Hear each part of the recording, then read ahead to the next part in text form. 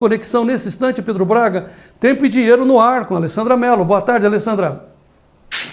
Boa tarde, João. Muito bom. Tudo certo? Tudo certo. Segunda-feira também tem, além dessa calmaria que a gente está mostrando, tem a pesquisa Focus, né, Alessandra? Exatamente, esses são os nossos destaques de hoje. A segunda-feira mais tranquila e os dados do Boletim Focus. Vamos começar pela tranquilidade, explicar, né, o que está acontecendo.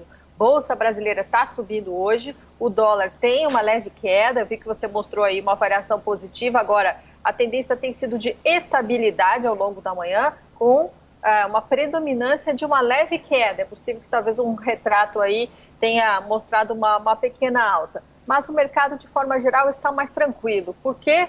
Em função das notícias que vêm dos Estados Unidos, né? Com a expectativa, então, de que está melhorando o estado de saúde do presidente Donald Trump, que está com Covid-19. Talvez vai haver uma avaliação para que ele tenha uma alta hoje, de repente, e isso o mercado vê com bons olhos. Por quê? Porque aumentam as chances de aprovar o pacote de estímulo, né? É necessário um acordo entre o Partido Democrata e o Republicano para aprovar finalmente esse pacote de estímulo à economia norte-americana, que precisa da sua retomada de forma mais acelerada, e também porque traz mais tranquilidade em relação ao andamento do processo eleitoral. Temos eleições presidenciais nos Estados Unidos aí no dia 3 de novembro, certo? E também tem aquela coisa que eu já comentei aqui, o mercado financeiro internacional prefere o Partido Republicano, prefere Trump em função das suas posições em relação à política econômica, que costumam ser mais austeras com gastos públicos e também mais favoráveis à desoneração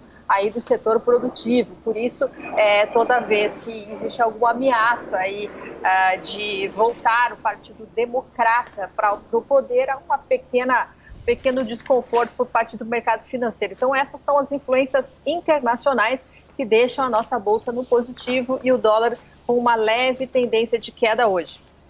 Aqui no Brasil, atenções continuam voltadas para a questão fiscal, para as contas públicas, né? Existe uma expectativa de que aí membros do governo estariam articulando uma reunião entre o ministro da Economia, Paulo Guedes, e o presidente da Câmara, Rodrigo Maia, para tentar sanar essas divergências públicas que vêm sendo colocadas, inclusive entre ministros, né, naquele dilema de temos que fazer o renda cidadã, mas não podemos estourar o teto de gastos. Então, o mercado está observando o que está acontecendo, nenhuma notícia forte que invertesse esse sinal mais positivo que veio do mercado internacional. Mas como você falou, hoje é dia de relatório Focus, então se a gente quer saber tendência para o dólar, sempre essa pesquisa que o Banco Central faz com as principais consultorias de mercado é um importante sinalizador para a gente, né? Então a gente vai conferir aí na tela, o nosso diretor Pedro, ele preparou a tela para a gente.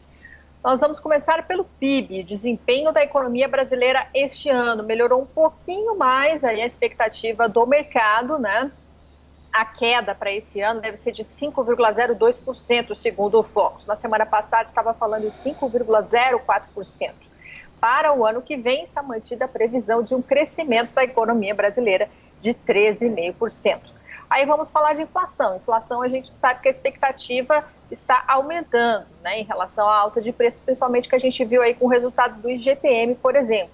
Então, o Focus está prevendo agora 2,12% para o IPCA, né, o principal índice de inflação aí, oficial aqui no Brasil este ano. Na semana passada, ele previa 2,05%. Então, teve um aumento um pouquinho mais expressivo aí.